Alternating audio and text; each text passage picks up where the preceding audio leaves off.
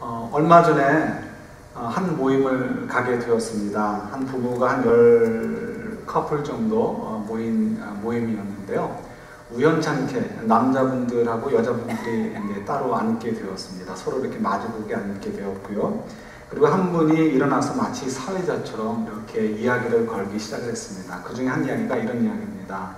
부부간에 서로 I'm sorry, 그러니까 미안합니다 라는 말을 하느냐는 거죠. 얘기를 하는데 우리도 깜짝 놀랐습니다. 여자분들은 잘 안 한다는 거 이렇게 많이들 얘기하는데 여자분들이 의외로 I'm sorry 얘기하시는 분들이 많았고요. 반대로 남자분들이 여보 미안해 이런 얘기를 안 하는 분들이 많더라고요. 그래서 의아하게 생각을 했습니다. 그 중에 한 커플이 결혼한 지 53년이 넘으신 분이십니다. 연세가 80을 훨씬 넘으셨죠. 아직 강건하신데요. 그 남자분 얘기가 자기는 53년 동안 한 번도 와이프한테 여보 미안해 이런 얘기를 안 했다는 거예요. 이분은 성격이 좀 급하셔가지고 우욱하신데요. 자기 입으로 얘기하시는 거예요. 사람들 앞에서. 자기는 모르게 버럭하고는 하는 순간에 이거 아차 내가 잘못했구나 이런 생각이 든다는 거죠. 그러면 와이프한테 당장 여보 미안해 이렇게 해야 되는데 자기 자존심 때문에 그게 안 나온다는 거예요. 하루 이틀 끙끙거리다가 한 이틀쯤 지난 다음에 이제 와이프한테 잘해주면서 I love you 이렇게 얘기한다는 거죠. 자기는 I love you는 참 잘한다고 이렇게 얘기를 하죠. 그랬더니 그 얘기를 들으면서 아내 되시는 분이 자기가 잘못한 것을 알면서 미안해라는 얘기 하지 않고 I love you만 하면 정말 밉대요. 그래서 I love you 필요 없다는 거죠. 미안해라는 얘기를 해야 된다는 거죠. 저는 그 얘기 들으면서 좀 의아했어요. 뭐가 자존심인지 모르겠어요. 자기가 잘못했으면 빨리 인정을 하고 이건 내가 잘못했어 미안해 하는 게 자기 자존심을 세우는 거 아닌가요? 뻔한 거 드러난 거 있는데 아닌 것처럼 하는 거가 더 자존심 상하는 일이 아닌가 싶은데 사람들이 좀 잘못 아는 것 같아요. 그건 자존심이 아니고 억지고 뭐 진짜 억지죠. 어쨌든 간에 이 사모님이 그 아내 되시는 분이 그 얘기를 듣고서 이제 순간적으로 잠깐 눈시울이 살짝 워낙 연세가 많으시니까 노련하게 넘어가시는데 살짝 촉촉해지시다가 넘어가시는 거죠. 그러면서 이제 그 남편 되시는 분이 일어나가지고 얘기를 합니다. 이제 시키는 거예요. 한번 얘기해봐라 했더니 이분이 워낙 미안한 마음이 있었는데 좀 이제 창피했던 거죠. 그런데 멍석을 깔아드리니까 일어나서 얘기를 합니다. 여보 그동안 미안했어. 여보 그리고 난 당신을 사랑해요. 이렇게 얘기를 했습니다. 그랬더니 그 아내 되신 분이 너무너무 좋아하시는 거죠. 근데 그 과정이 몇 년 걸렸다고요? 53년이 걸린 거예요. 무엇 때문에 53년이 걸려야 돼요? 참 안타까운 거죠. 53년 동안 그 아내 되시는 분이 받아야 됐던 답답함과 상처들 뭐로 보상이 되겠어요? 그러니까 그런 것들은 사단이 주어주는 그 악한 마음인데 그게 마치 자존심인 것처럼 이 바보같이 생각을 하고 버티다가 그분한테 욕하는 건 아직 그들의 모습을 얘기하는 거예요. 그런 동안 나의 다른 한쪽은 53년 동안 많은 상처를 받아야 되는 거잖아요. 그죠? 우리가 이렇게 미련하게 살아요. 그래서 저희들이 빨리 해결할 수 있는 것, 빨리 할 수 있는 것들이 있다면 빨리 할수록 좋은 거죠. 그래서 우리 영어에도 sooner is better 이런 말이 있듯이 빨리 할수록 좋은 것들이 있습니다. 그런데 그렇다고 해서 빨리 할 수 있으면 좋다는 것을 안다고 해서 빨리 무조건 이루어지는 것은 아니죠. 예를 들어서 우리 신앙 같은 경우요. 그냥 내가 마음 먹었어, 은혜 받았어, 결단했어 하고 무슨 일을 한다고 해서요. 우리가 그 결단하는 순간에 갑자기 믿음이 이만큼 성장하거나 이만큼 높게 우리가 어떤 믿음의 삶을 살 수 있는 것은 절대 아닙니다. 우리가 그런 믿음의 삶을 살기 위해서는 어떻게 돼요? 시간이 필요하고 훈련이 필요하고 넘어졌다가 또 일어서는 그런 과정들이 필요하죠. 그래서 항상 모든 일에는 이 과정들이 필요합니다. 그러나 이제 아내나 남편한테 여보 미안해 이런 것들은 과정이 필요 없어요. 그냥 맘 먹고 하시면 그 다음부터 쉬워지는 거예요. 여러분들 잘 좀 고쳐가면 좋을 것 같아요. 오늘 저희들이 계속해서 묵상하고 있는 사무엘상은 이런 이야기들을 저희들에게 가르쳐 줍니다. 특별히 사무엘상 1장부터 7장 2절까지는 우리가 어떻게 하면 이렇게 신앙이 성숙해질 것인가에 대한 그런 의문들을 답을 해주는 부분이기도 합니다. 이 기간 동안에 하나님께서 우리에게 이제 하신 일들이 있는데 그것은 뭐냐면 그때 당시에 이스라엘 사람들의 신앙의 훈련을 키우시는 거였어요. 하나님께서도 그의 백성들을 자기가 원하신 대로 사용하시기 위해서 뭐가 필요한 거예요? 시간이 필요한 거예요. 훈련이 필요하고 넘어졌다 일어나는 그런 과정들이 필요한 거죠. 그래서 사무엘상 1장부터 7장 2절까지의 시간은 적어도 20년 플러스 한 10여 년, 그러니까 30년 정도의 시간이 담겨져 있습니다. 이 30년 동안에 하나님께서는 여러 사람 등장인물들을 통해서 또 여러 사건들을 통해서 이스라엘 백성들이 신앙에 온전히 설 수 있도록 하나님께서 그들의 신앙을 회복시키시고 훈련시키는 그런 과정들이 담겨져 있습니다. 그래서 우리 1장부터 7장 2절까지의 그 본문을 보면 두 가지가 강조되는 것을 볼 수가 있습니다. 중요한 두 포인트가 있는데요. 첫 번째는 단어 하나예요. 그것은 뭐냐면 알다라는 단어입니다. 그래서 우리가 한두 주 전에도 묵상했듯이 그때 알다라는 것은 성경 공부를 해서 아는 것, 누구한테 들어서 아는 것, 예배 시간에 참석해서 설교를 들으면서 아는 것, 이런 아는 거가 아니고요. 실제로 그 말씀이 사실이더라. 하나님을 이렇게 우리 속에서 역사하시는 것을 경험하면서 하나님이 맞더라 하는 것을 느끼고 깨달았게 되는 것, 그것을 갖다가 안다라고 설명을 드렸습니다. 그거 진짜 안다는 거예요. 저희들이 아주 조심해서 구별을 하셔야 돼요. 그래서 성경 공부를 통해서 그냥 아는 것은 아무 소용이 없어요. 저와 여러분들이 그걸 가지고 살면서 정말 하나님께서 이 말씀대로 행하시는구나 하는 것을 경험하게 될 때 그때 맞아 우리가 하나님을 알아라고 얘기할 수 있게 되는 거죠. 그래서 하나님을 안다라는 것을 강조하는데 그 안다라는 것은 그래서 하나님을 알기 때문에 하나님 어떤 분이라는 것을 알기 때문에 하나님께서는 하나님 말씀대로 그대로 이루신다는 것을 믿고 사는 것, 그것을 하나님을 안다라고 얘기를 하는 것입니다. 두 번째는요, 강조하는 것이 있는데 그것은 뭐냐면 하나님을 안다라는 것을 가지고 얘기하면서 하나님을 알고 사는 사람들과 알지 못하고 사는 사람들을 대조하는 것이 계속해서 반복이 되어지고 강조되고 있습니다. 어떻게 강조되냐면요, 하나님을 아는 사람들은 하나님 말씀대로 살면 하나님께서 약속하신 대로 하나님의 축복을 누리지 하는 믿음을 가지고 사는 거예요. 그러나 그 반대 사람들은 하나님을 알지 못하기 때문에 하나님의 뜻대로 살지 않고 자기 마음대로 삽니다. 이 두 사람들의 그 삶이 어떻게 되는 것이 이렇게 결과가 되는가를 서로 보여주는 거예요. 대비해 주는 거예요. 그 대비하는 걸 통해서 맞다! 어떻게 사는 것이 옳은 것이다 하는 것을 하나님께서 이스라엘 백성들에게 가르쳐주고 계시는 거죠. 그래서 예를 들어서 제가 적어드린 거 보면은 네 가지를 이제 제가 적어드렸는데 한나와 엘리 얘기를 먼저 잠깐 볼까요? 엘리 같은 경우 당시에는 아주 유력한 제사장이었습니다. 그런데 엘리의 특징이 뭐였죠? 여러분 기억나실지 모르겠지만 하나님의 말씀이 그대로 될 것이다라고 믿지 않았던 사람이에요. 그죠? 그러니까 자기도 마음대로 살고 자기 아들들도 마음대로 살도록 내버려 두었던 것을 저희들이 알죠. 왜 그래요? 하나님을 정확히 알지 못했기 때문에 그렇습니다. 그래서 이 엘리의 마음에는 하나님을 정확히 알지 못하니까 설마 하나님 말씀대로 될까? 하나님 말씀대로 의와 공평으로 제사를 드리고 하나님을 섬기지 않아도 하나님이 우리를 벌하지 않으실 거야. 이런 생각을 가지고 살았던 거죠. 엘리 입장에서는 이해가 될 수 있어요. 왜요? 그의 전때 제사장이든 그의 전전때 제사장이든 전부 다 그와 같이 엉터리로 제사장 역할을 했었기 때문에 그럴 것입니다. 사사시대는 굉장히 다들 신앙생활이 엉터리였거든요. 아주 소수를 제외해놓고는. 그러니까 엘리 입장에서는 자기가 본 것도 그거고 자기가 봤을 때 그 사람들이 그냥 잘 먹고 잘 살다가 죽었단 말이에요. 그러니까 하나님 말씀대로 꼭 그렇게 벌받지 않는다는 생각 때문에 설마 하고 살았던 거예요. 근데 여기서 제가 깊게 설명을 드리지 않고 잠깐만 얘기하고 넘어갔는데요. 시대에 따라서 하나님께서 요구하시고 드러내는 것이 조금씩 다릅니다. 그래서 사사시대에는 좀 엉터리로 살아도 좀 슬쩍 지나가신 것이 있지만 그러나 일반적인 경우는 그렇지 않다는 거예요.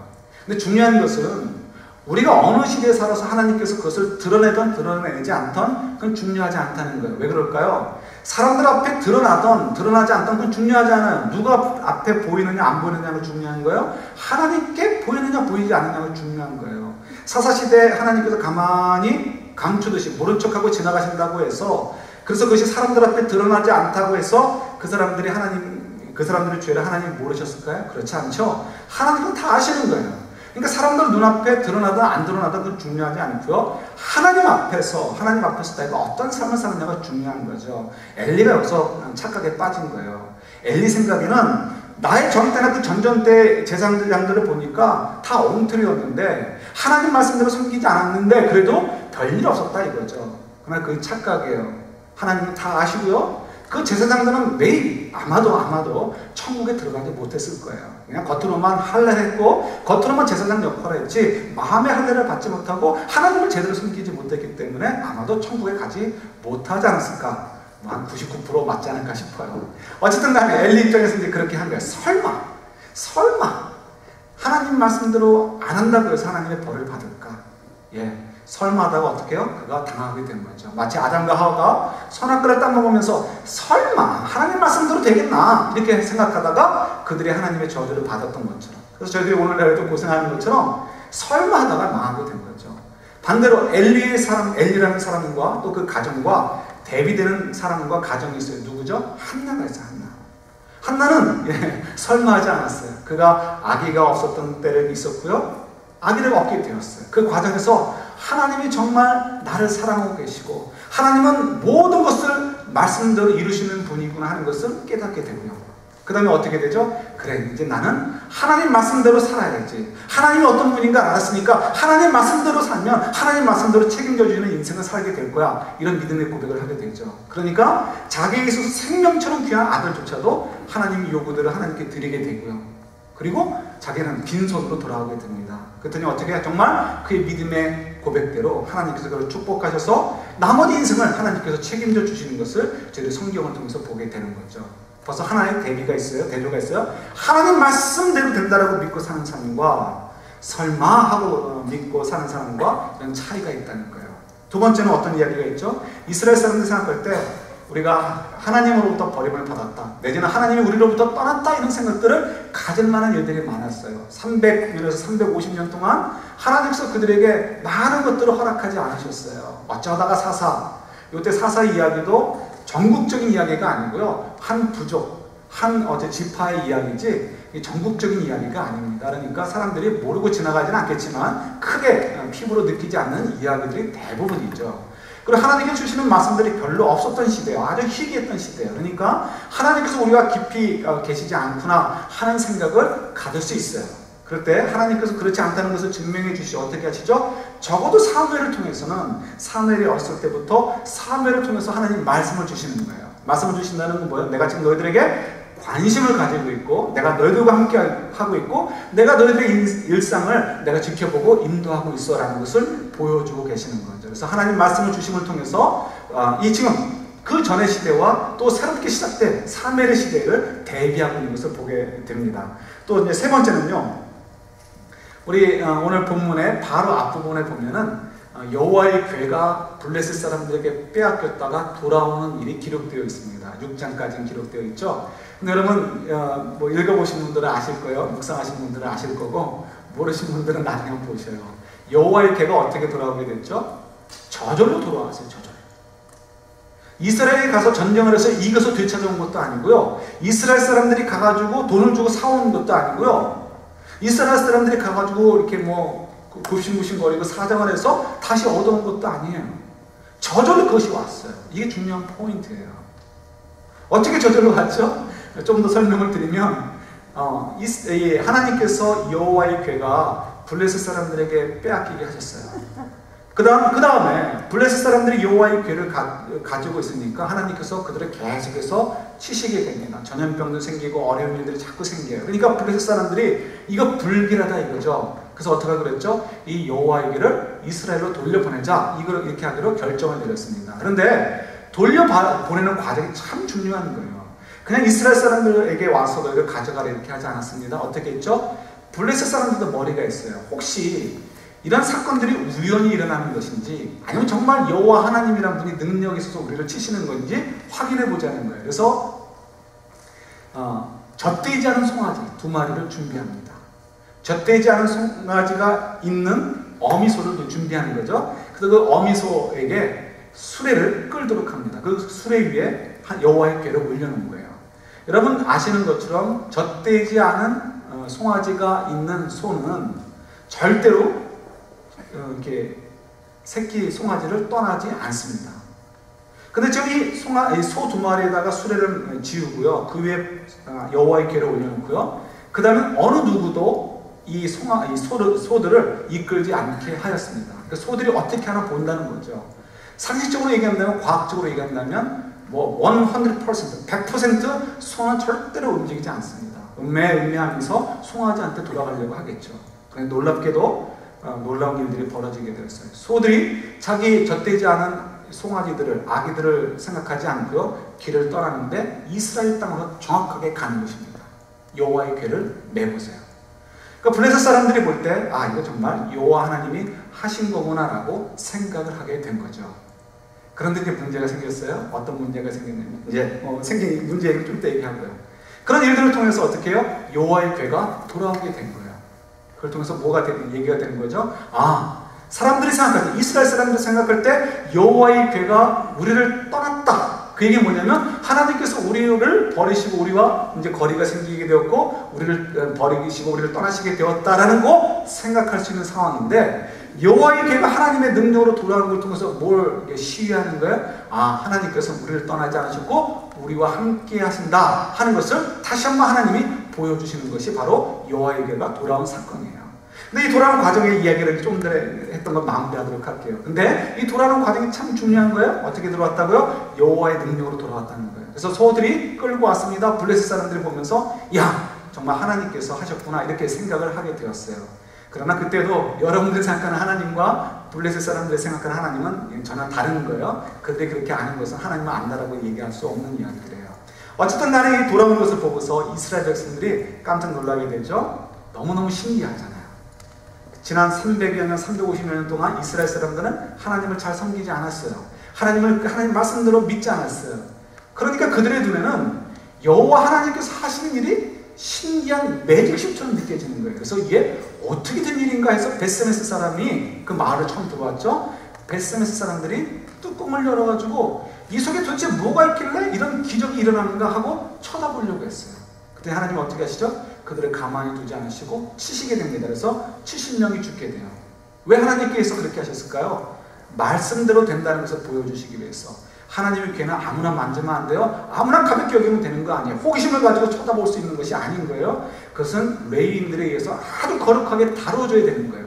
근데 베스메스 사람들은 어떻게 한 거야? 혹시 설마 그렇게까지 하실까라는 생각 때문에 호기심을 억제하지 못하고 아주 호기롭게 열어둔 거다가 하나님의 지심을 받게 된 거죠. 그러나 그 다음 동네 사람들인 기럇 여아림 사람들은 그렇게 하지 않았어요. 이 사람들은 약잖아요. 그죠? 이 앞 마을에서 하나님께 함부로 했다가 큰일 났다는 것을 들었으니까 이제 두렵고 떨리는 마음으로 말씀대로 조심조심해서 이 여호와의 궤를 다루게 됩니다. 그랬더니 하나님께서 그 기럇 여아림 사람들을 축복하시는 것들을 이제 저희들이 또 보게 되는 거죠. 이것 또한 어떻게 해요? 베스베스 사람들과 기럇 여아림 사람들은 서로 대조하고 대비하는 거예요.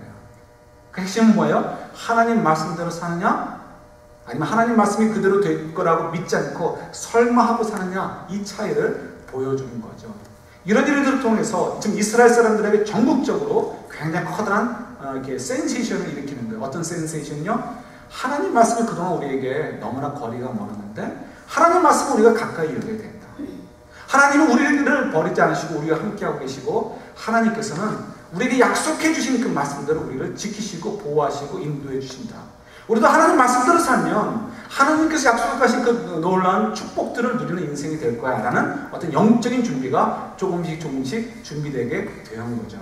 그래서 사람들이 어떻게 돼요? 이제 하나님에 대해서 사모하는 마음을 갖게 됩니다. 그래서 여호와의 궤가 그 후로도 이제 돌아온 후로도 20년 동안 있게 되는데요. 그동안 하나님께서는 이제 그 20년 동안 신앙에 성숙하도록 하나님께서 이렇게 시기를 주시고 또 훈련하시게 되고요.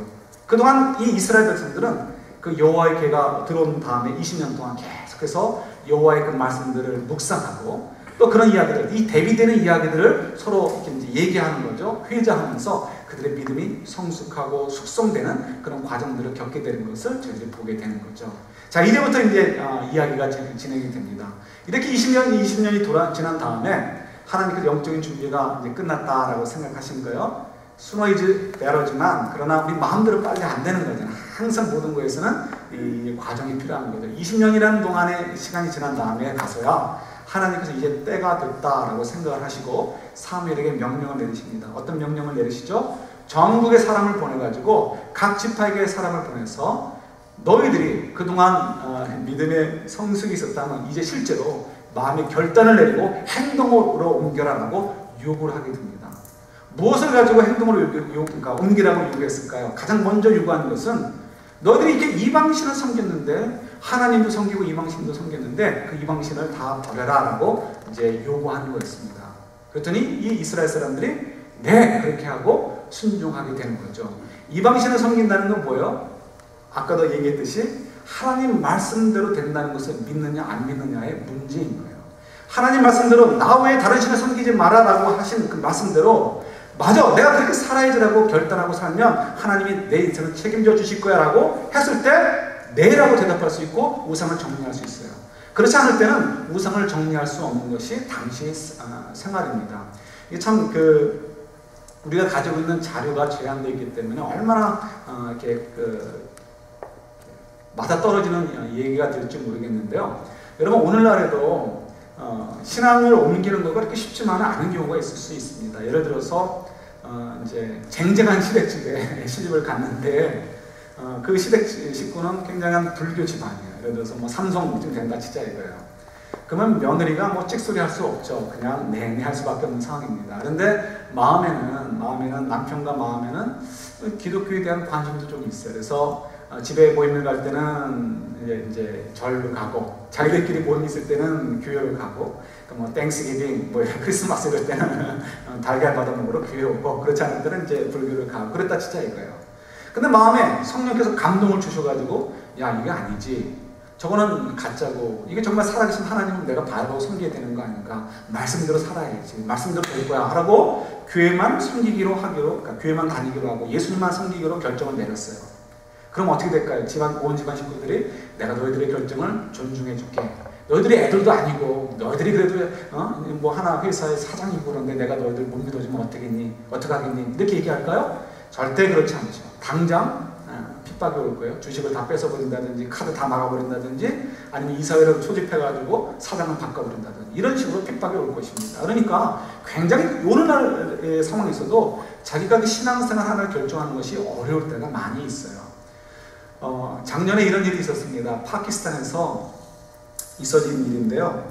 아이샤 노린이라는 여인이 있습니다. 아주 젊은 엄마인데 이 엄마가 사형 선고를 받게 된 일이 생겼습니다. 왜냐하면 이 엄마는 이렇게 시골에서 품앗이라죠. 그러니까 이 일꾼으로 일을 하면서, 농장에서 일을 하면서 그날 하루 벌이를 받아서 먹고 사는 아주 가난한 여인이에요.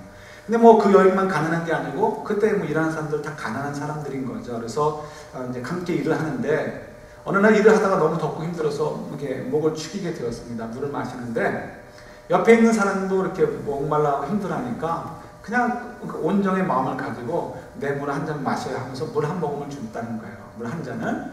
그런데 문제가 거기서 발생이 된 거예요. 이 물을 기쁨으로 그냥 받아 먹고 고맙습니다 하면 좋았을 텐데, 이 받아 먹은 사람, 받아 먹지 않고요, 물을 권함을 받은 사람이 오히려 욕을 하면서 그 여자를 학대를 했다는 거예요. 왜냐하면 이유가 이거죠. 이 여인이 이유가 뭐냐면 크리스찬이었어요. 그러니까 파키스탄에서 그리스도인이라는 좀 굉장히 극소수에 들어가는 거죠. 0.몇% 안에 들어가겠죠. 남은 전부 다 무슬림이잖아요. 그러니까 이 물을 줄 때 물을 받는 사람이 이렇게 얘기를 한 거예요. 너같이 더러운 그리스도인이 주는 물은 받아 먹을 수가 없어. 이렇게 하면서 뿌리쳤다는 거예요. 거기서 이제 좀 이렇게 끝났으면 좋은데, 이 여인도 그때 뭐 이렇게 욱했는지 성령의 감동을 받으셨는지 모르지만 그냥 물러나지 않고요, 티격태격하게 되었습니다. 그다음에 이게 좀 커지니까 사람들이 몰려들고요. 그때 여인이 거기서 이렇게 얘기를 한 거예요. 이거 이제 어떻게 받아들여야 될지 모르겠습니다. 어떻게 했냐면, 우리 예수님은 우리를 위해서 죽으셔가지고 우리에게 구원을 주셨지만 모하메드는 우리에게 뭘 해줬냐? 이렇게 얘기를 한 거예요. 이슬람 사람들한테서. 어떻게 됐겠어요? 당장 체포돼가지고 그리고 사형을 선고받게 되었습니다. 근데 재밌는 것은 그 주지사가 이 여인을 좀 돕고 싶어서 대통령에게 탄원서를 전달해주고 해가지고 해외에서 계속 압력이 들어오니까 죽이지 말라. 그래서 이제 그런 과정을 밟는 과정에서 이 주지사가 그만 암살을 당하고 말았어요. 이 이슬람 사람들에게 왜 기독교를 도와주느냐 이렇게 해서 암살을 당했다는 거죠. 예, 이와 같이 아주 극명하게 대비되는 것처럼 이스라엘 그때 당시에도 그랬을지는 모르겠어요. 그러나 여러분 그때 당시는 이스라엘 땅이지만 이스라엘 사람들이 그 땅을 다 지배하고 있었던 시대가 아니에요. 부분적으로밖에 지배하지 못하고 있었습니다. 그래서 예를 들어서 블레셋 사람들이 거하는 곳은 얼씬도 하지 못했어요. 심지어는 블레셋 사람들이 이스라엘 땅에 들어오잖아요. 그럼 벌건 대낮에 들어와도 큰 길을 가도 이스라엘 사람들이 막지 못했어요. 막기는커녕 자기들이 숨어들었어요. 숨어가고 블레셋 사람들이 지난 다음에 나와서 걸어가야 되는 상황들. 괜히 부딪혔다면 어떻게 돼요? 매를 맞거나 재산을 빼앗기거나. 툭하면 350년 동안 쳐들어와가지고 자기 것들을 뺏어가는 사람들이 블레셋 사람들이었어요. 그들과 함께 어쩔 수 없이 어울려 살 수밖에 없는 사람들이 이스라엘 사람들이었어요. 그 블레셋 사람들만이 아니죠. 뭐 여러 족속들이 있어요. 그들의 섬기는 신들이 있었어요. 그래서 오늘 본문에 나오는 아스도롯을 비롯해서 뭐 바알이라든가 여러 우상들이 있습니다. 그런 우상들을 섬기고 함께 지내고 있는 거예요. 그런데 그 우상을 섬기는 일에는 이 과거에는 꼭 경제적인 일들과 또 이게 관련이 있습니다. 그러니까 만약에 우리가 생각하는 것처럼 이스라엘 사람들이 하나님만 믿을게요 라고 하는 것이 뭐 어려운 일인가 이렇게 생각할지 모르지만요, 실제로 어려움이 닥쳐올 수밖에 없는 것은 당장 비즈니스 관계에서 끊어질 수가 있어요. 당장 사람들과의 관계 속에서 끊어질 수가 있고요. 때로는 어느 지역에서는 유대인들의 소수가 있을 수 있고 힘이 약한 사람들이 있을 수 있고요. 오히려 권력 있는 사람들이 그 지방에서 유지들은 이렇게 유대인이 아닌 경우들이 있을 수 있어요. 그러면 어떻게 해요? 굉장한 불이익을 당할 수밖에 없는 거죠. 그런 상황에 놓여 있는 것이 유대인들이었어요. 그러나 유대인들이 어떻다고요? 지금 사무엘이 죄송해요. 이건 안 돼요. 예, 죄송합니다. 이거 제 프로그램에 이쪽 배를 나한 것 같아요. 한 번 내리지 않는데 좀 어수선하죠. 사무엘이 요구를 하는 거예요. 여러분들 말씀대로 결정을 내리십시오. 그동안 20여 년 동안 훈련 받았으면 이제 결정을 내려야 되는 거 아닙니까? 행동으로 보여줘야 되는 거 아닙니까? 요구할 때 이스라엘 사람들이 그 어려운 과정을 다 어떻게 감수하고 감내하고 네! 라고 하고 이제 동의하게 되는 거죠. 그래서 우상들을 다 버리게 됩니다. 그리고는 어떻게 해요? 하나님, 우리를 진짜 이렇게 믿음으로 우리 모습을 돌아보니까 우리가 너무 형편없었네요. 지난 300여 년 동안 하나님 앞에 너무너무 커다란 범죄를 많이 했네요 라고 고백하면서 죄를 고백하게 되는 거예요. 그리고 용서를 구하는 제사를 드리게 됩니다. 무엇이라고요? 다른 거 아니에요? 하나님의 말씀을 말씀대로 믿지 않았다는 거예요. 설마 하는 식으로 믿음 생활을 했다는 거, 그거를 얘기하는 거예요. 이것이 이제 오늘 나오는 해프의 이야기입니다. 나머지 이야기는 이거예요. 그런데 이제부터 벌어지는 일들이 굉장히 재미있고 흥미로운 일들입니다. 하나님께서 그들에게 요구했어요. 믿음의 결단을 내려라. 그랬더니 이스라엘 백성들이 네! 결단을 내릴게요 라고 결단을 내렸습니다. 그리고 그들이 어떻게 해요? 모여서 미스바로 다 모여가지고요, 하나님께 제사드리고 신앙의 새로운 또 정기를 맞을 준비를 합니다. 그런데 문제는 그때 발생한 거예요. 하나님을 잘 섬기기 위해서 모였을 때 블레셋 사람들이 그 얘기를 듣게 됩니다. 이스라엘 사람들이 다 모였다는 거예요. 이스라엘 사람들이 다 모였다는 얘기는 블레셋 사람들의 입장에서는 굉장히 껄끄러운 이야기예요. 왜요? 적의 입장에서는 상대방이 분열되는 걸 원하지 하늘로 뭉치는 것을 원치 않죠. 거기에는 하나님에 대한 신앙은 둘째예요. 그건 문제가 아니에요. 그들의 관점에는 하늘은 뭉쳤다는 거가 문제가 되는 거예요. 그래서 그걸 빨리 깨트려야지 해서 군대를 이끌고 쳐들어오게 됩니다. 여러분, 지금 왜 군대가 쳐들어오는 거예요? 이스라엘 백성들이 하나님을 잘 섬기려고 모여들었더니 하나님 말씀대로 믿음의 결단을 내리고 더욱 하나님 앞에 잘 나가려고 믿음 생활 잘하려고 모여들었더니 하나님께서 해주신 일은 뭐예요? 블레셋 군대를 이끌어내셔서 그들 앞에 옮겨놓는 것, 그 일을 하나님이 해놓으신 거예요. 마음속에 갈등이 올 수 있어요. 이게 도대체 무슨 일인가? 하나님 말씀대로 된다고 하지 않았는가? 그런데 이게 도대체 웬일인가? 하나님 말씀 어떤 말씀이 있어요? 한 군데 한번 볼게요. 신명기서 10장 보세요.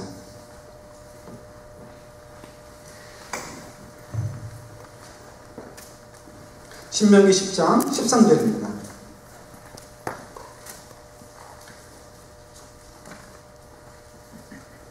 구약성경 278페이지에 있습니다. 신명기서 10장 13절 말씀.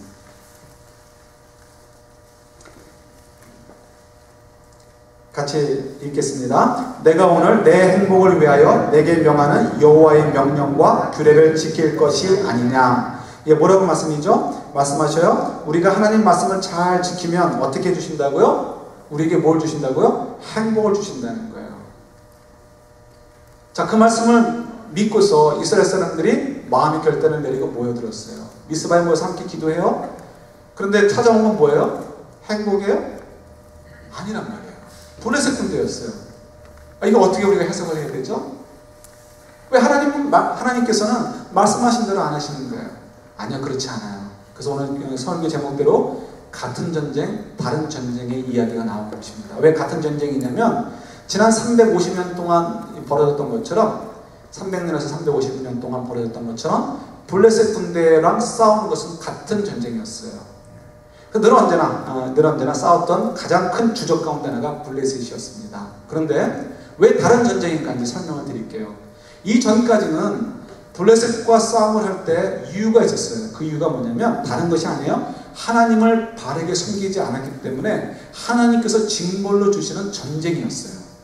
그러니까 블레셋을 보내주셔서 하나님이 이스라엘 백성들을 괴롭히시기 위해서, 정신 차리도록 하기 위해서 이제 전쟁을 일으키게 하신 거죠. 그때는 뭐 백전백패인 거죠. 이길 수가 없죠. 그들의 죄 때문에 하나님 징벌로 주시는 것이니까. 그러니까 이제 그런 면에서 그동안의 전쟁은 항상 두려운 전쟁이었고 그들이 패망하는 전쟁이었습니다. 그런데 왜 다른 전쟁인가? 이번에는 하나님께서 징벌로 주시는 전쟁이 아니었다는 거예요. 오히려 하나님께서 그들을 축복해 주시기 위해서 이스라엘 앞에 블레셋 군대를 끌어모으셨다는 거예요. 아니, 그게 어떻게 축복인가요? 축복이라는 이유를 설명을 드릴게요. 지금 이스라엘 입장에서는 블레셋 사람들은 커다란 벽입니다. 그들이 넘을 수 없는 엄청난 벽인 거예요. 예를 들어서 우리 남자분들은 축구를 잘 아시죠? 공한증이라는 말 아시죠? 일본이나 중국 선수들이 실력은 대등할지 모르지만 한국 선수들 앞만 쓰면 작아진다는 거예요. 그래서 공한증이라고 합니다. 맨날 지니까 이상하게, 그죠? 마찬가지예요. 블레셋 사람들 앞에 이스라엘 사람들은요, 공한증 환자들인 거예요. 300년 이상을 계속해서 터졌으니까 블레셋 사람만 보면 어떻게 해요? 움츠리는 거고요. 자신감을 잃어버리고 겁이 나는 거예요. 그런데 어떻게 해요? 하나님의 계획은 뭐예요? 그 땅을 다 이스라엘에게 주기를 원하시는 거잖아요. 그러니까 블레셋을 어차피 언젠가는 없애버리셔야 되는 거예요. 이제 때가 된 거예요. 블레셋의 정병들이 올라왔습니다. 이스라엘은 아무 준비가 되어 있지 않아요. 그때 이스라엘 사람들이 하는 반응을 보십시오. 8절 보시면 우리를 위해서 기도해달라고 사무엘에게 얘기합니다. 우리 위해서 제사를 드리고 우리를 위해서 기도해달라. 그 얘기는 뭐예요? 여호와 하나님께 모든 것이 달려있음을 다시 한번 고백하는 거예요. 이 전까지만 했어도 어떻게 하겠어요? 블레셋이 몰려들었어요? 왜 몰려들었을까? 우리가 모였으니까 몰려들었네? 그러니까 우리가 빨리 흩어지고 도망가면 블레셋 군대가 전쟁을 일으키지 않고 혹시 돌아가지 않을까 하고 도망갔을 거예요. 그러나 이제는 상황이 달라요. 이제는 겁이 나는 건 사실이지만 이제는 한번 승부를 걸어보겠다는 거예요. 어떤 것을요? 하나님의 말씀대로 되는지 안 되는지를 가지고 승부를 걸어보겠다는 거예요. 그래서 도망가지 않고 부딪힙니다. 사무엘에게 우리를 위해서 제사 드리고 기도해달라. 그랬더니 하나님께서 어떻게 그 기도를 받아주시죠. 그 다음에 어떻게 되죠? 그 정병, 강력한 군사인 이 블레셋 분들을 하나님이 치시기 시작을 하십니다. 하나님의 능력으로 치시는 거예요. 그 주력 부대가 무너지게 돼요. 어떻게 되는 거죠? 이제부터는 공한증이 사라지는 거예요. 블레셋 사람 보면 무서웠는데 이제는 어떻게 해요? 우리 뒤에 여호와 하나님이 계시는구나 믿어지는 거예요. 그러니까 블레셋 사람을 봐도 겁이 나지 않아요. 만만해 보여요. 우리가 이길 수 있다 생각하게 돼요. 그 다음부터 어떻게 해요? 우리 계속해서 블레셋을 향해서 전투를 벌이면서 이기게 되다가 나중에 다윗 때는 어떻게 되죠? 완전히 점령을 하고 블레셋이 이스라엘 밑으로 들어오게 되는 일들이 벌어지게 되는 거죠. 그런 일을 위해서 하나님께서 일을 시작하신 거예요. 그러니까 이스라엘 입장에서는 블레셋 군대가 막 몰렸을 때 이게 어떻게 된 건가 하고 겁을 났을지 모르지만 사실은 뭐예요? 하나님의 축복으로 지금 그들이 왔었다는 것을 저희들이 알 수 있는 거죠. 하나님을 알면 하나님의 말씀이 그대로 된다는 것을 믿게 돼요. 하나님의 말씀대로 된다는 것을 믿고 그렇게 행동하게 되면 어떻게 하나님께서 우리가 어려움을 당하건 고난을 당하건 어떤 것이 앞에 부딪힌다 할지라도 이기게 하실 것이고 그걸 통해서 어떻게 우리가 하나님이 약속해 주신 대로 우리에게 주시는 그 행복, 승리들을 누리는 인생이 된다는 거예요. 저희들이 믿음의 삶을 사는 것은 쉽지 않습니다. 쉽지 않아요. 그러나 여러분, 사무엘상 이 초반부에 1장부터 7장까지 이 이야기를 통해서 중요한 거 잊지 마세요. 첫 번째, 하나님을 안다는 것. 하나님을 안다는 것. 하나님을 아는 사람과 알지 않는 사람의 삶이 어떻게 대조되는 것을 잘 기억하시면 좋을 것 같아요. 하나님을 아는 사람들은 하나님을 말씀대로 그대로 약속을 지켜준다는 것을 믿고 사는 사람들이에요. 하나님의 약속대로 된다. 설마 하지 않고 하나님의 약속은 반드시 그렇게 된다. 하나님 말씀은 그대로 이루어진다는 것을 믿고 살게 되면요, 저희들이 용기 있게 앞에 미래가 어떻게 될지 몰라도 하나님 말씀을 따라서 하나님의 인도하심에 순종해서 나아가게 돼요. 나아가게 되면 그 다음에 어떻게 되는 거죠? 그 다음에 하나님의 약속대로 우리 인생이 하나님의 놀라운 행복으로 채워지고 하나님 주신 승리들로 채워지는 인생이 되는 거죠. 오늘날 이런 삶들이 우리가 좀 보여주는 것이 필요해요. 저희가 되도 안 되는 주여 믿습니다 하면서 엉터리 막 우리 얘기만 막 하고, 그 기도하고, 되도 안 되는 이야기 가지고 우리가 뭐 믿습니다 하면서 하는 거 다 소용없어요. 그 이스라엘 사람들이 했던 거예요.